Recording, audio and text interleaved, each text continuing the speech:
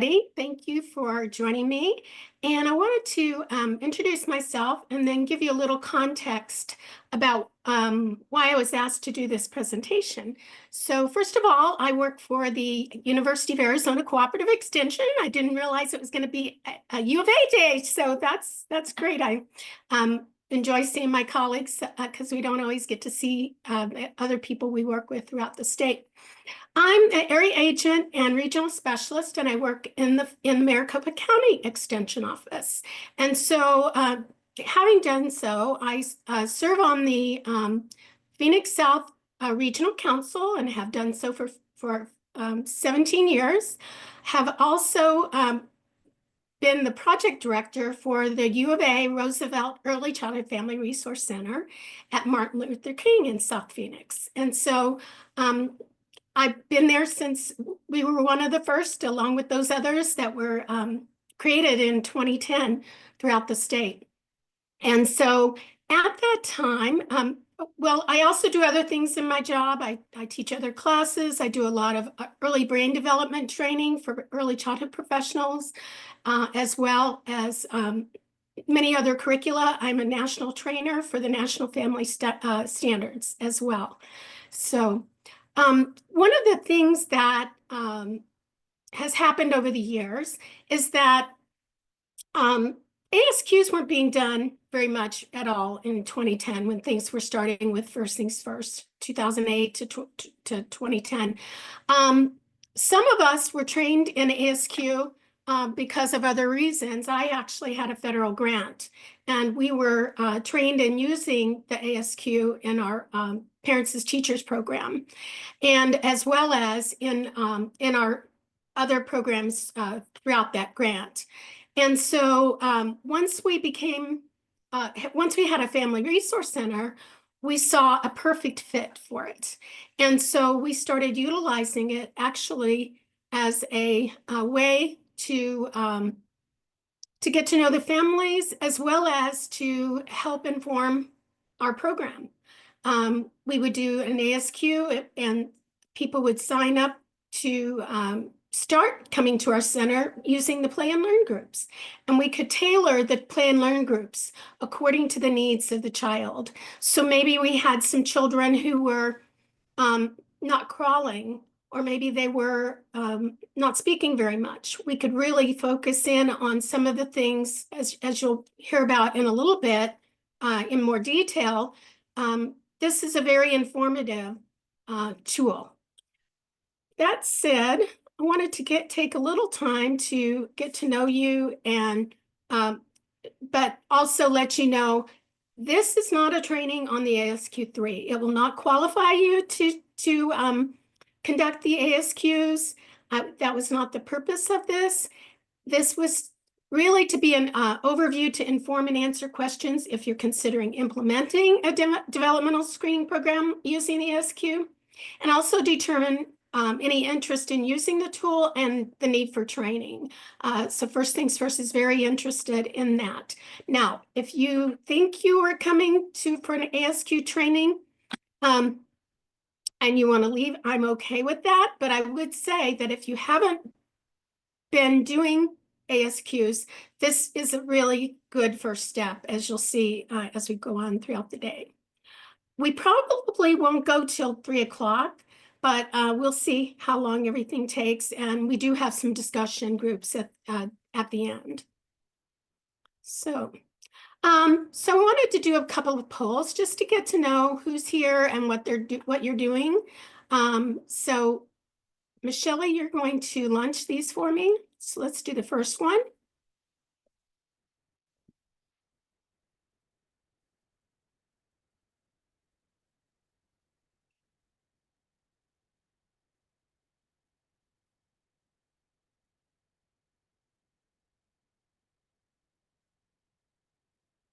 We have a few more people.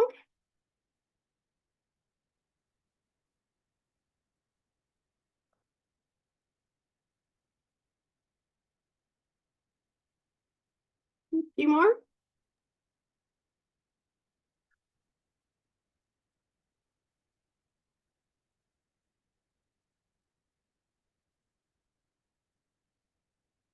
First things first, we'll be using some of this information too. So I do like to get 100% participation if we could.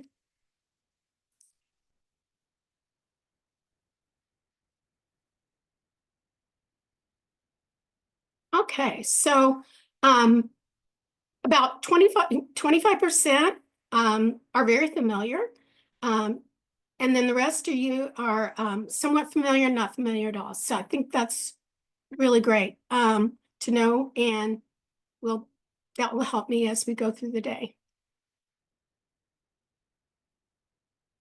Okay, Michelle, do you want to go ahead and launch the second poll?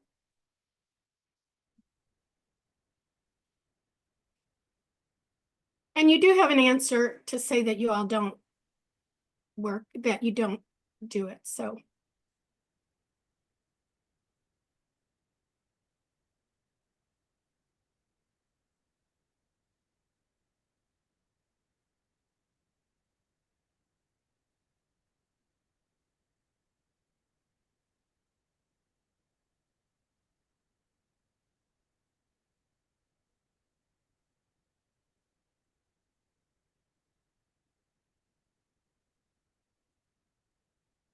this is really great information. Really appreciate you joining in on it.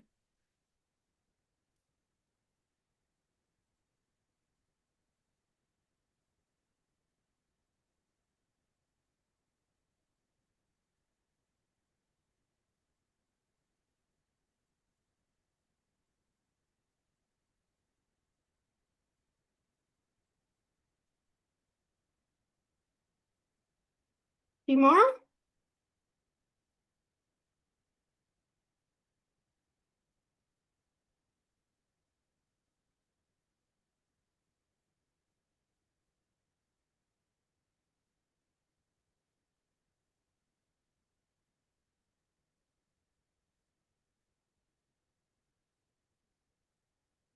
Give you another few seconds to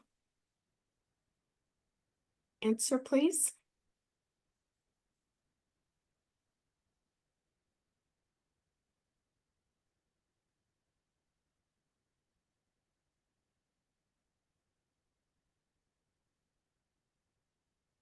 Okay, so looks like about half of you haven't been doing them at all, and that's perfectly fine.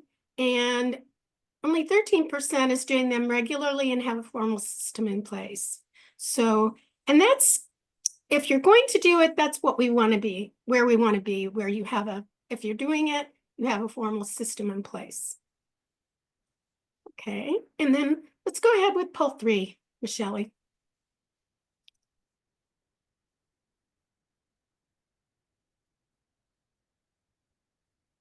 How would you describe your training?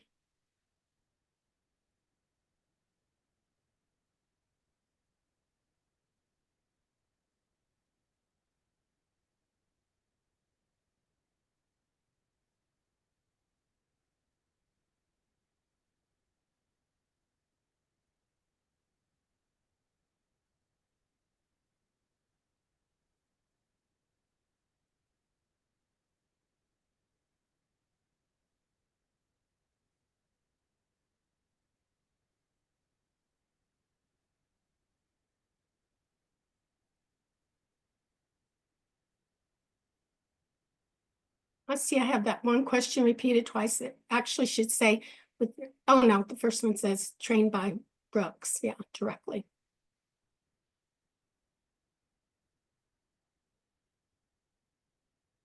Give you a few more, maybe one more minute to answer this, please.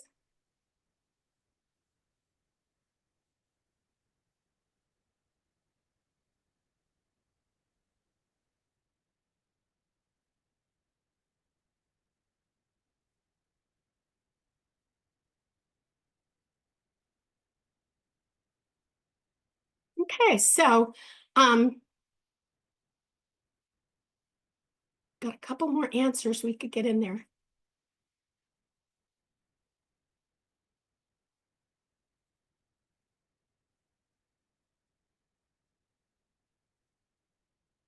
Okay, so 68% of you have not been trained at all. Um, one person or two people taught themselves. 11% were trained within the last 2 years by someone who was not trained by Brooks Publishing, which they're the authority of everything.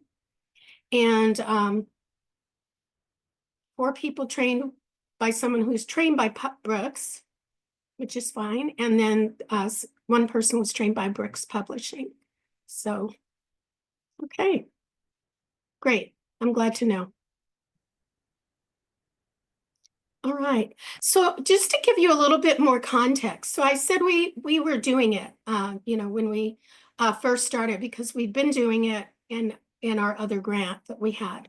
And so over the years, a couple of years, it was great. It was the parents loved it. We collaborated with the school district. We were very much in tune with our provider from ASIP. We had wonderful relationships with the Child Find at the school and our other community partners. That said, after a few years, First Things First decided that they weren't sure, based on what other new things were happening around the state, they weren't sure that family resource centers should be doing ASQs because they felt that it might be duplicative. And so, so then we were asked, and it was actually in our contract, that we wouldn't be doing ASQs. And so that happened for quite a while. And then things changed again, and then we could do them again. But at that point in time, our staffing had changed, and we didn't feel that we were in a position to do them as well as they should be done. So we weren't doing them, but we still had close relationships with our Child Find and other people. And then with the last few rounds of grants at First Things First, we did not have we did not have a lot of guidance. I'll just say it that way. We didn't have a lot of guidance from First Things First, and so people just decided to do whatever they wanted to do. And so then therefore, unlike home visiting has standards of practice for ASQs. Doing ASQs has never been in the proposals for family resource centers. And so people were doing whatever they needed to do. And maybe they had a parents as teachers program as well. So they were doing, they were just following that lead as well. But now we have different situations, and First Things First, I'm glad to say, is very interested in making sure that if ASQs are being done, that they're being done well, and that there's consistency, and that there are some boundaries around ASQs, because they're not to be taken lightly. They affect the families in profound ways. They can provide some outstanding outcomes, even long-term outcomes. And so therefore, in talking with Molly and Kat and Christine, they have a very distinct interest in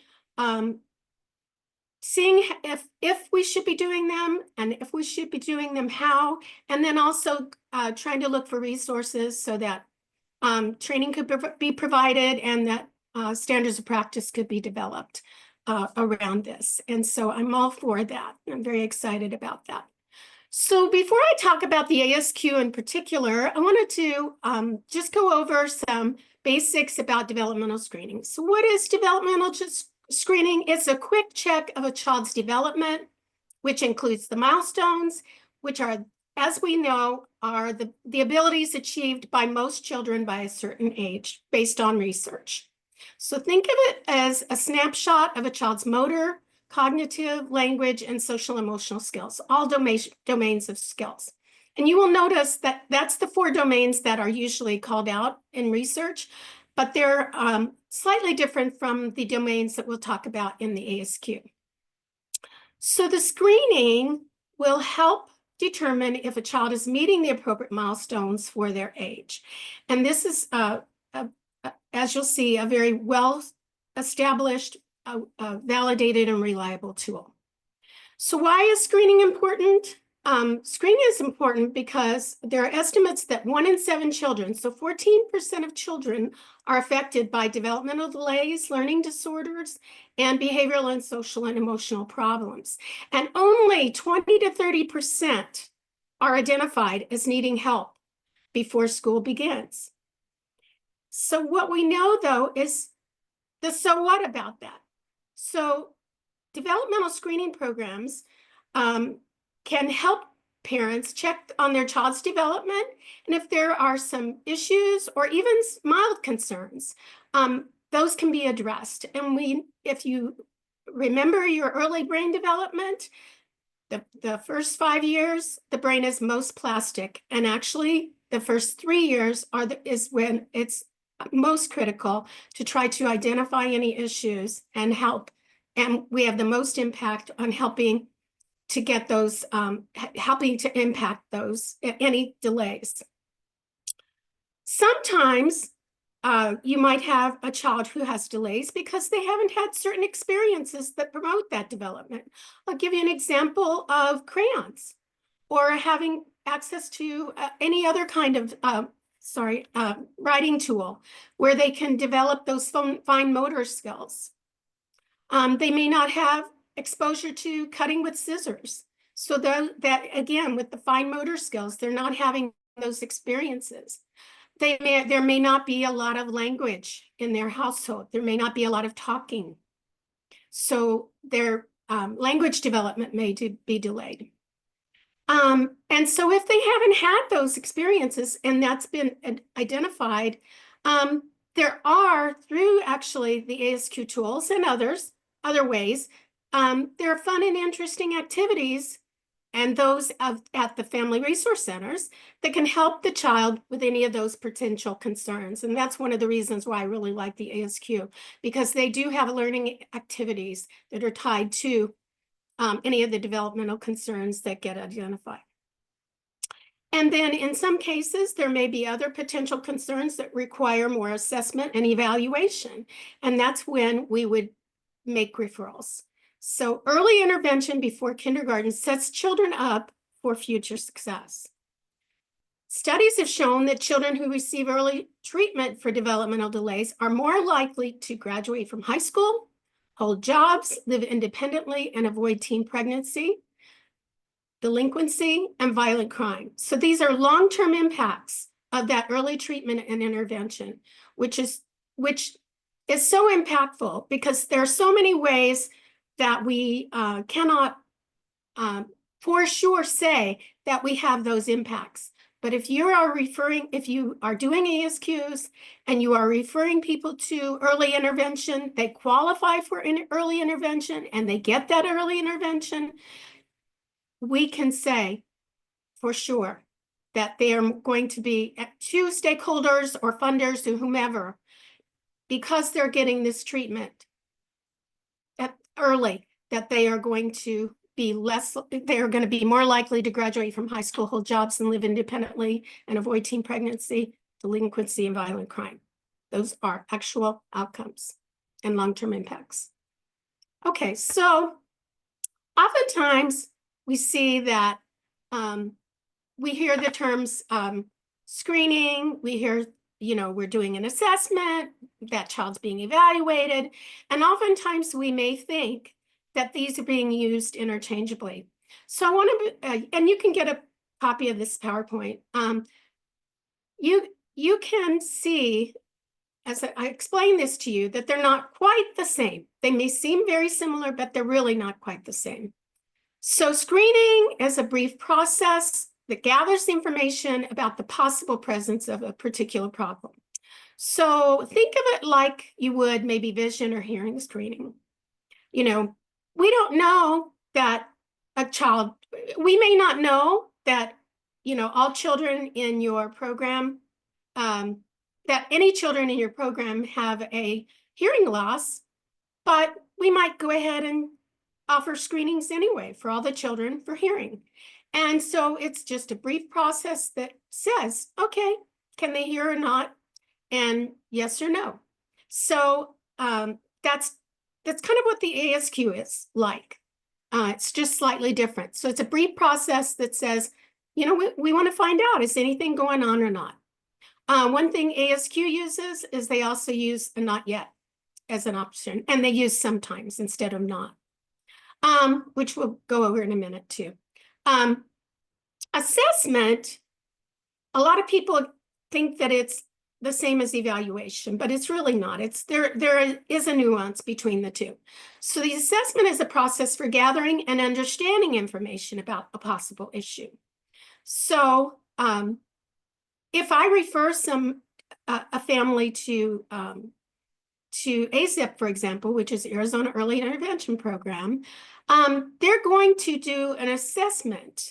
So they're going to use other tools, such as if we identify that there might be through screening, there might be an issue with language delay. Well, I'm going to send them to ASIP, and ASIP may, first of all, test their hearing. But they're also going to do other screenings or do other assessments particular to speech and language pathology. And so that's an assessment. And then the evaluation is taking all that data and evaluating it. And it's a comprehensive process for defining the nature of the problem, determining a diagnosis, and developing a specific treatment or intervention recommendations for addressing that problem or diagnosis. So the evaluation is comprehensive and screening is a very brief process. Any questions about that? I do see something in the chat. Oh, that's from before.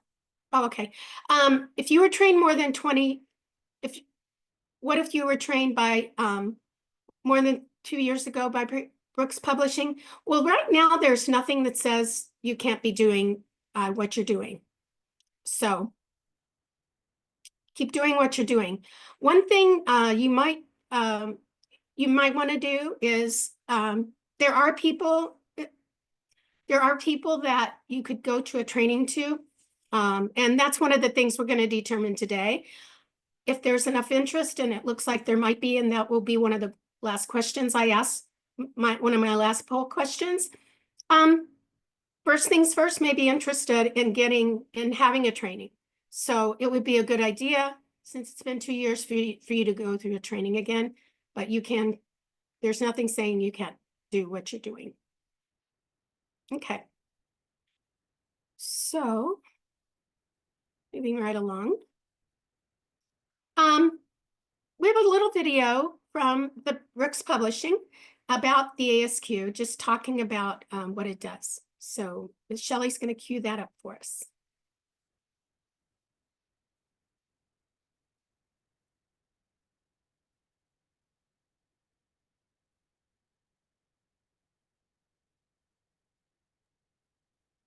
Okay, here we go.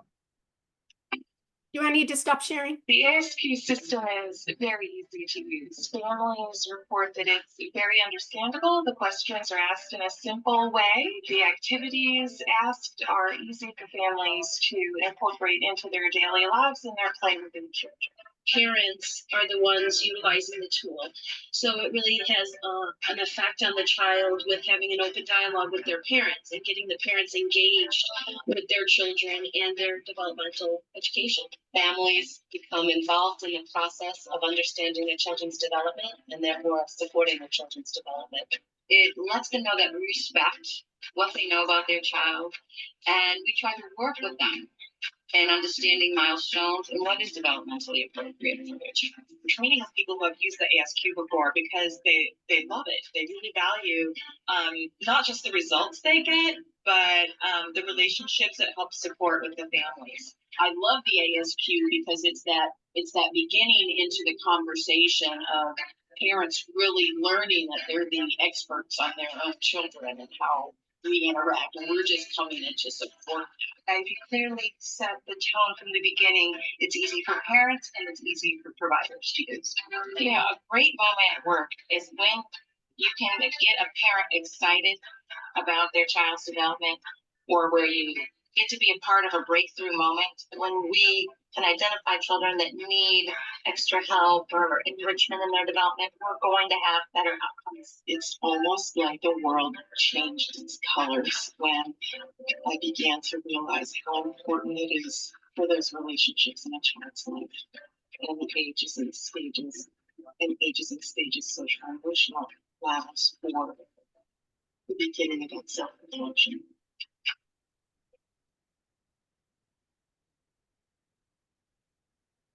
Thank you, Michelle. Hold on. Hold on, I want to make sure I didn't double click.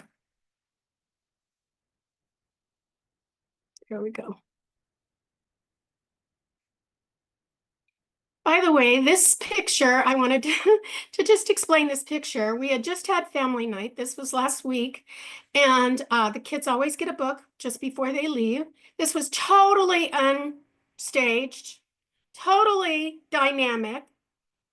These three kiddos were waiting for their parents to kind of, take them home. And they first the little girl, Pal, sat down, and then another boy sat down and he brought his book over, and then another little boy brought his book over. And it took him a few seconds to kind of like settle in, and I'm watching him. I had my camera. I was just going to take a picture of her when I saw her. Anyway, then the boys started gravitating. I'm like, oh my gosh, this is just like the perfect picture. Totally unscripted. And it's just adorable. Okay. Anyway, I digress. So what I wanted to do was to give you a little bit of continued background because of a great question in the chat, Stephanie. So we always want to refer to ASQ to AZIP and to the school district, Child Find, whether we've done an ASQ or not.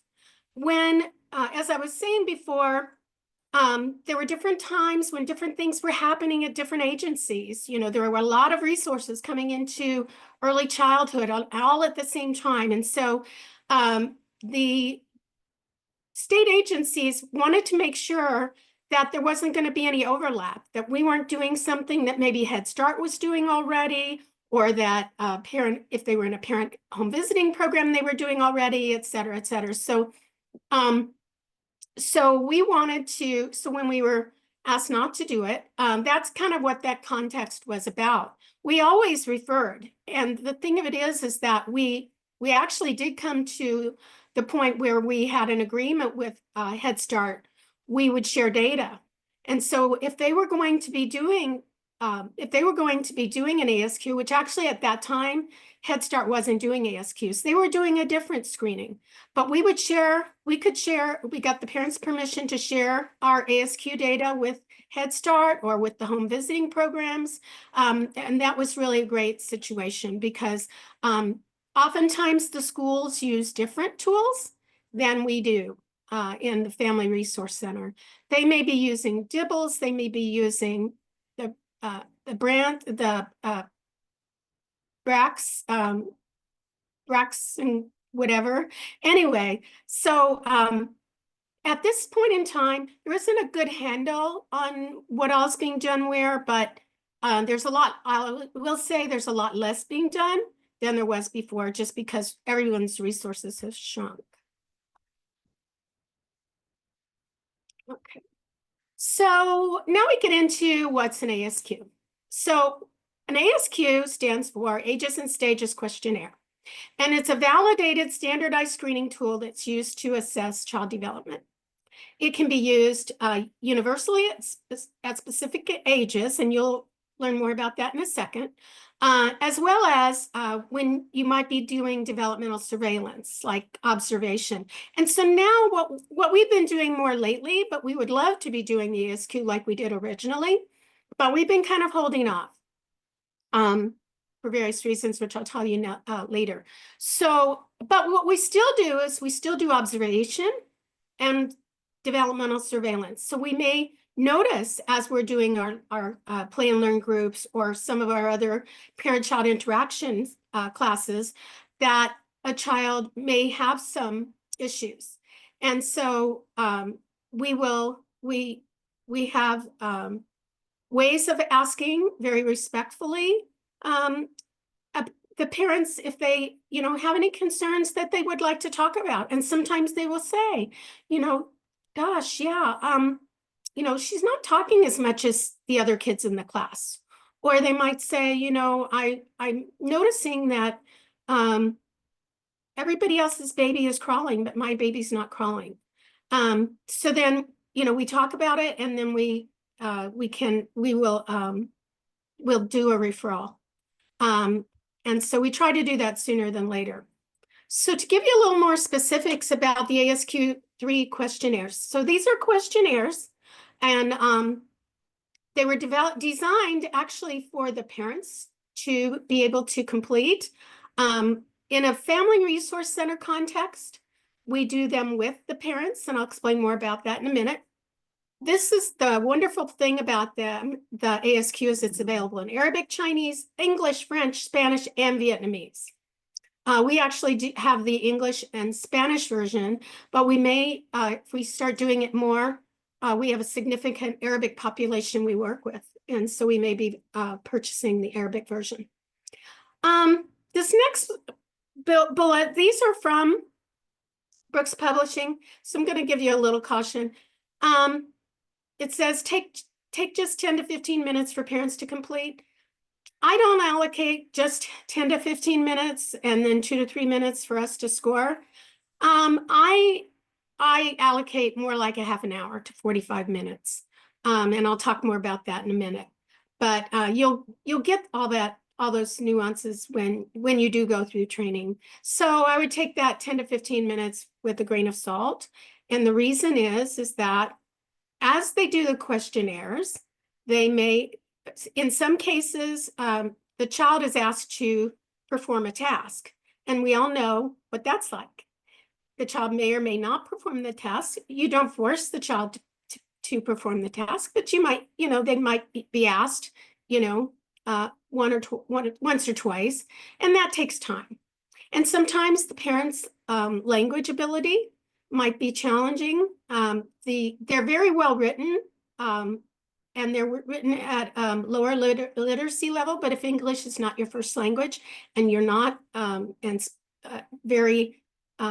your Spanish is challenging as well, it may take you more time.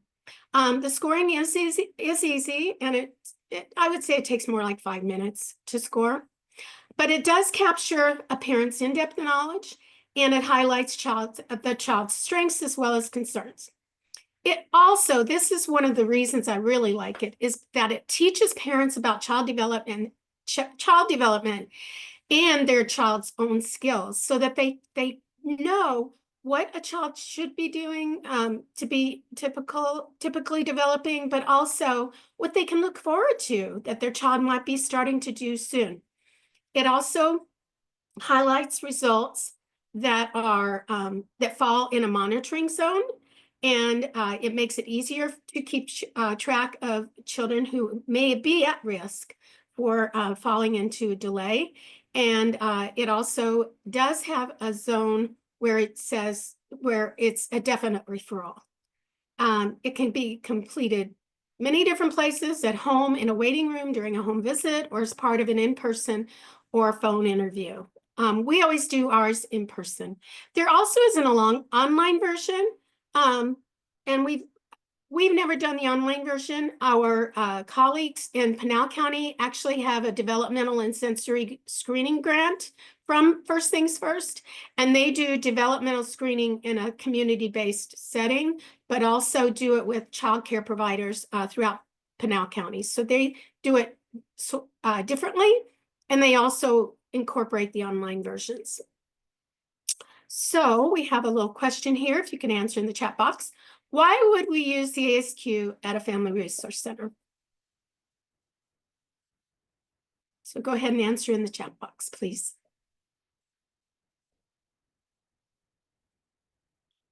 What are some reasons we might do it?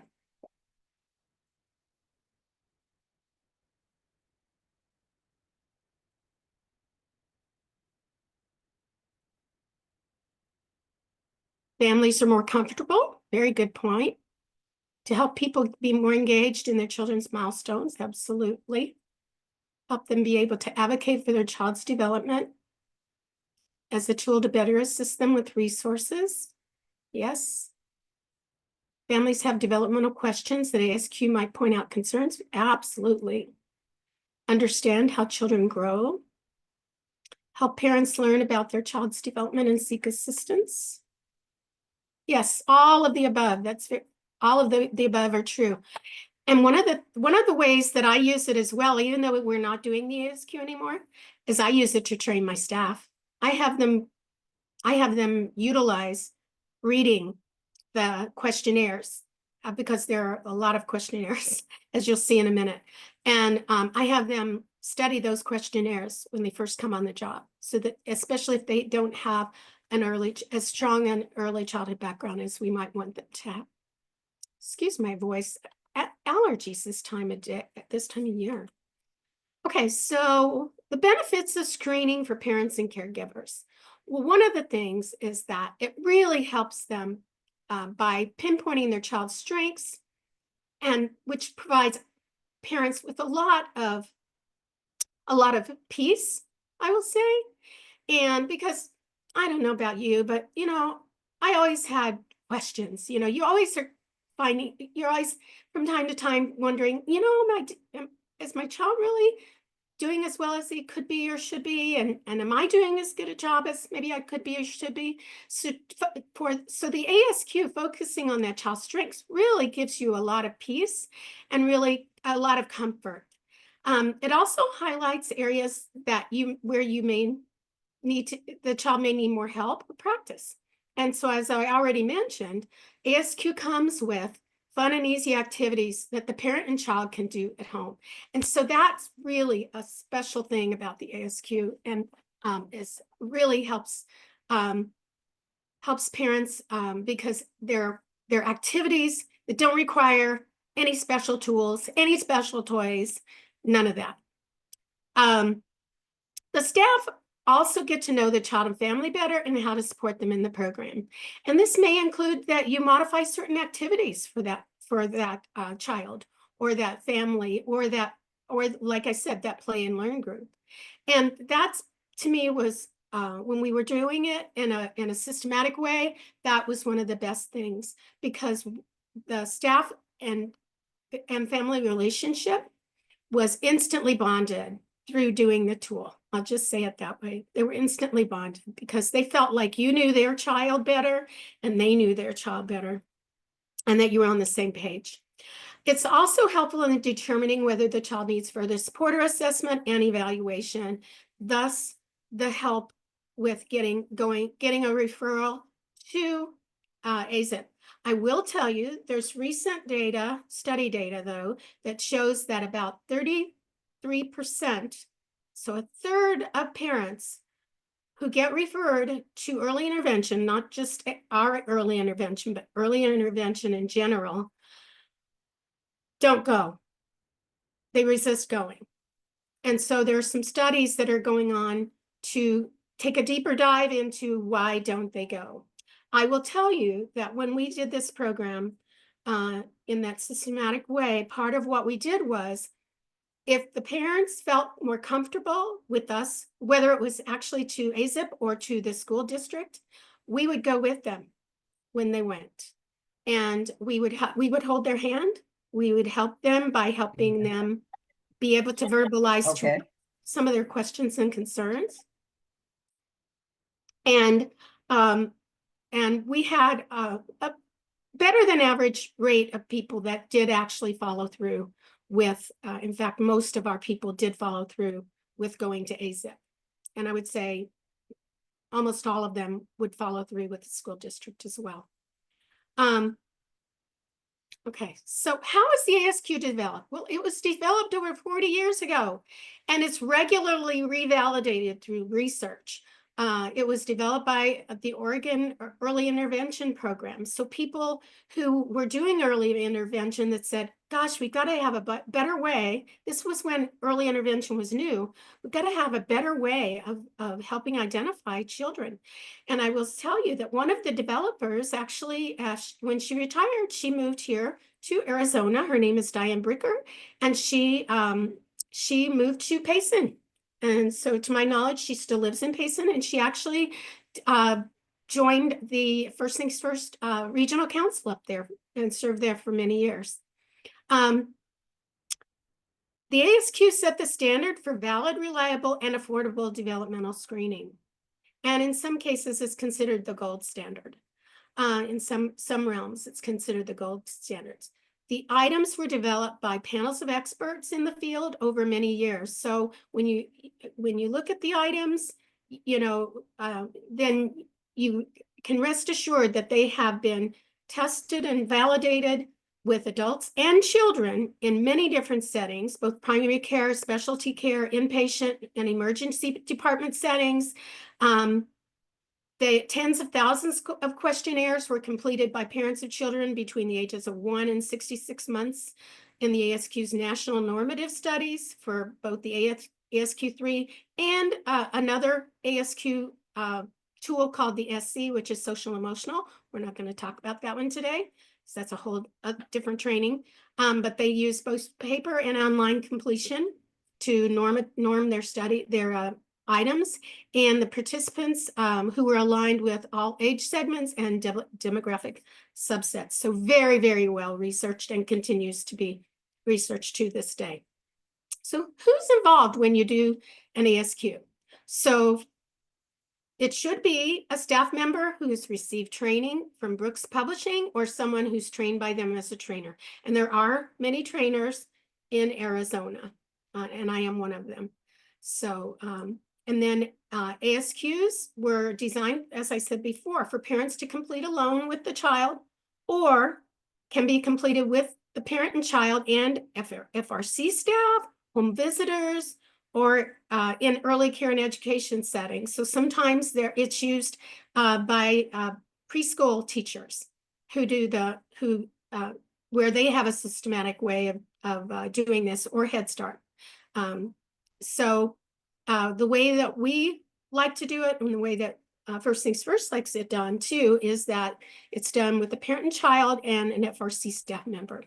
So as I said before, and it bears repeating, it helps develop relationships and provides information that can inform the program direction and experiences for the child and parents and caregivers. So did you know that some of you might be thinking, well, how reliable is it, with the parents? But the studies show that parents' observations of their children are excellent predictors of developmental delays. And even if the parent were doing this by themselves alone, it's a very valid predictor of developmental delays. So, so what are the components of the ASQ3? So there are 21 age-appropriate questionnaires in English, but they're also in the other languages as well. So 2 months, 4 months, 6 months, 8 months, every couple of months, they have a different questionnaire. And then they're fast and easy to use, as I mentioned before, and I gave you a caveat on that. And for that reason, there's a specific way that you determine. You have to go through some a little bit of math to determine that you're using the appropriate age questionnaire. And so when you go through the training, they have you determine the child's age, the date of the screening, and then you do the math as to which, and it says on the front of the questionnaire, which questionnaire you should be using. The other thing that you need to do that you receive through training is that these questionnaires need to be, if a child is more than 3 weeks premature, then they can't just use the typical one that you might use. You have to adjust for prematurity. So you have to go through a little bit of math, or there's an app for that. So ASQ did develop an online app where you can just put those dates in and it'll tell you which one to use. And that's what I do. I use the app. Okay, so the ASQ, I told you, the typical 4 domains, but ASQ effectively screens these key 5 developmental areas: communication, gross motor, fine motor, problem solving, and personal social. So when and where can you do the ASQ? So it's very flexible. It doesn't require a lot of time, but you want to choose a time when the child will be more likely to participate well, because they'll be asked, as I said, in some cases to demonstrate a developmental skill, such as drawing a circle, or you might have them stack a couple of blocks, or you might have them throw a ball, some things like that. So there are some props that are needed, but they're really everyday props that you have in your center anyway. Some people do choose to go ahead and purchase a kit from books publishing too, just so that everything's all together, but it's not really necessary. You can use what you have there, and what you might want to do is just pull things that you do keep together in a bag, so that when you're using the ASQ, that's the only time they're used. It's flexible in terms of where. Anywhere the parent and child can be comfortable and not be distracted. It's helpful if you have a little table, and especially if you're working with the child. We use our little kid tables so that the parent sits at, and a comfortable chair for them. And we try to find a quieter corner. But if you do have a separate room where you can do it, that's oftentimes ideal, but it doesn't have to be. It could be in a quieter corner, that kind of thing. So how does it work? So you have the items, and the parents try each activity on the questionnaire with their child, and then they check the box that best describes what the child can do. Yes, sometimes, or not yet. And like I said, some props may be needed. Sometimes it's not that the child's in not all cases is the child doing that there. Sometimes it might be that something that is done every day at home. So you're not having the child do anything for every item. Sometimes you're just responding to, can they, stack 2 blocks easily without falling down. The child might not be in the mood to do that today, but yes, he can do it. Most of the time he can do it. Yeah. Okay. So then they'll mark yes. Then after you've done the whole questionnaire, you, the staff person, will record the scores on the back page, which is the scoring sheet, and you'll convert the parent responses to numbers, which yes is 10 points, sometimes is 5, and then not yet is 0. And you'll do that on the actual sheet. And then the score, they're copied to this grid in the back, and that gives an at-a-glance picture of the current developmental skills, like a bar graph. So it tells us if they're in, so we're going to talk about that. So 1 or more scores in the dark shaded zone indicates that the child may need further assessment for that segment, that domain. If you have scores in the light shaded area, which is monitoring zone, that will help identify them as at risk. And so this is by those 5 categories I talked to you about. And then the professionals can give the parents activities to help their child make progress in these areas before they do the next screening. So you don't need to refer, but what you want to do is you want to help the child have experiences in those areas so that they can do some catching up, and they do catch up. And then in most cases, and then scores outside the shaded zones means they're doing well. It doesn't say how well, it just says they're doing well, they're developing typically. Sometimes you'll get parents who try to interpret these 3 categories as pass or fail, but that's not it. And we don't talk in those terms, but we just need to, and when you go through the training, you're given the terminology to use so that you can communicate the results in a very respectful and true manner to the parents, so that they feel good about their child and what their child's strengths are. So hold on a second. I need to mute this so I can see better. So these are just very briefly some things that we want to oversee. That when you go through the training, you get a very extensive training in communicating with families, and you do activities relating and role playing, communicating with families. But just some of the key things that we always want to keep in mind, that these results are confidential, and for that reason, you do want to be in a private setting as well. The timing, you want to share the results as soon as possible after the screening, but you don't want to rush it. And then we take the family-centered approach, as we said before, focusing on the child's strengths and needs. And we want to make sure that we're able to share observations, that the parents are able to feel comfortable in sharing their observations and concerns and feedback to us as well. And then being prepared, having copies of the results for everyone, parents and us, outlining the context of the screening, that this is just one point in time, and be ready to answer any questions. And again, this is done in the training very extensively and in a very comfortable way for you as well, so that you really feel like you have a good handle on how to communicate with families, how to answer any questions, and how to make any referrals should that be the case. Okay. All right, so some of you might be saying, you know what, we've been considering ASQ. We might consider doing this.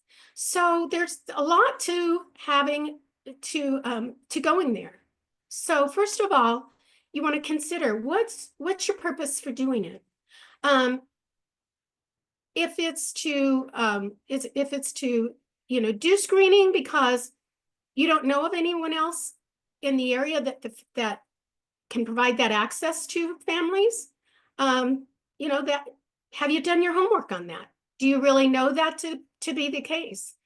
Because in a few moments, we're going to talk about the 9 steps to starting a program. And so what's your purpose for doing it? Now, if you want to make sure that, so you want to do your homework on that. You may have a wonderful purpose, but if you haven't done your homework on it and you don't know for sure, then you may be having some duplication of efforts. What's your purpose? Do you want to have what type of screening program might you want to have? Do you want to have it available so that if a parent asks to have a screening, that you've got someone trained to be able to do that? Then that's the purpose, okay? And plan everything around that purpose. If you want to do it because you want to have it and you feel the need for, and you've done your homework for having a systematic way of doing it, that's not overlapping with what anybody else is doing, then that's the purpose, and stay in the lane. Whichever lane you pick, stay in that lane. Do you have the funds necessary to purchase the kit and to get staff trained? First of all, as it's been noted before in this presentation, is a very affordable program. The initial kit costs right at about $300. Then there's the book that comes with it. That's another $55. So you're at $350 some dollars. And then like I said, the props, you don't have to buy from them, but you may want to buy from them. Those are a couple $100, which is very overpriced in my estimation, I will say. And then training, we don't know from first things first, if we do trainings, if there will be if they'll have to charge or not, if there will have to be a fee or not. But there is some free training out there, I believe, from Brooks Publishing trainers. Oftentimes, if there is a charge, it's usually just enough to cover the lunch that they need to provide, because it's oftentimes a 1 or 2 day training That's the other thing is the time. Do you have the time for your staff to be gone from the center? And then how can you use the information to support positive development? Have you thought that through, what you want to do there? And then what resources exist for intervention, and are you prepared to make referrals? Hopefully you've been doing those referrals, because that's what we need to do anyway. If you haven't been referring to your school district's child find, then you might say, oh, maybe we need to do a better job of getting to know child find directly. We found that to be just phenomenal relationship that we were able to develop with them. And school districts are strapped, as you know, for resources to begin with.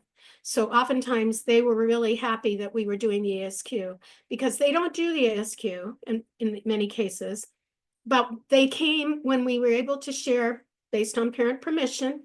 When we were able to share the results, that helped them a lot to have a basis for then which tool maybe they were going to follow up with that the school psychologist might be using.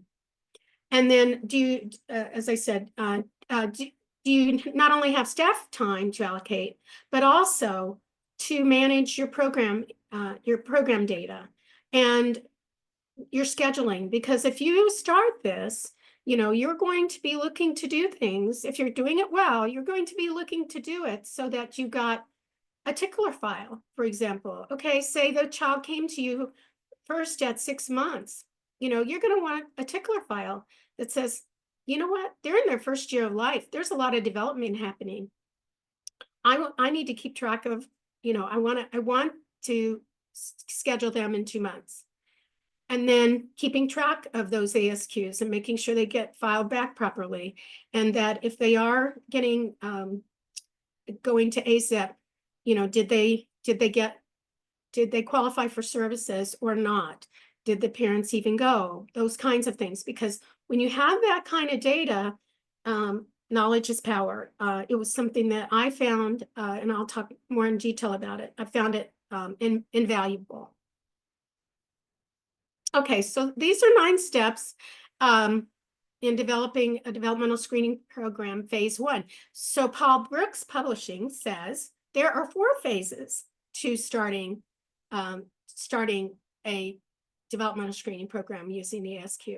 And doing the questionnaires is phase 3. So there are a couple of other phases before then. And this is one of them. So we're going to just briefly go through these with you. So as I've already mentioned, communicating with community partners. Who else is in your area? Is there a Head Start close by? Are there other childcare programs close by that you might communicate with? They may not be doing the ASQ, but then again, they might, or they might say, hey, could we send people to you if we have some needs? Because sometimes the parents don't want to be referred right away to ASIP or to the school district. Include the parental perspective. So get some parents involved. Have a planning committee and get their input as well. Would this be something that you might like for us to do? Involve healthcare providers. Let the doctors know in the area. This is something we're thinking about doing. What do you think about it? We don't want to interfere with the EPSDT, yearly periodic screening and treatment. And so, but let them know, hey, do you think this is something we should be doing or not? Trust me, they have opinions on it. And it would be better to have them on your side to begin with than for them to be hearing from their patients. Oh, that family resource center's doing this. Determine your target population. Are you going to do it for all? Or are you just going to, like I said, do more of an observational surveillance kind of situation? And if you're going to do it for all, are you going to offer it to all? And if you are, then you need to make sure that your communication is such that everybody feels like they had the opportunity. Then finalize your goals and objectives. Determine what resources you have for the program, including staff time, and then determine how you're going to administer it and what the setting is, where you're going to do it in your center, and the depth and breadth of the program. And then the final one is select referral criteria. And so that's an odd one, I think, but some people will do a little stronger than what Paul Brooks has for the ASQ. So they may do some, they may refer if it's in the monitoring zone as well to AZIP. In our case, we feel that there's already a lot of over referral to AZIP because a lot of children don't qualify for AZIP. And so we don't want to make that, and make sure AZIP is one of your community partners. So we don't want to add to their burden. Okay, so now we're going to take some time to talk and put you into groups. And I would like for you to, Michelle, can you put them into groups of 5? Mm-hmm. Okay, that would be great. And so what I'd like for you to do is to, we're going to have 12 minutes, choose a note taker and a reporter. So it can be the same person or 2 people. And want you to discuss and note 3 bullet points for each.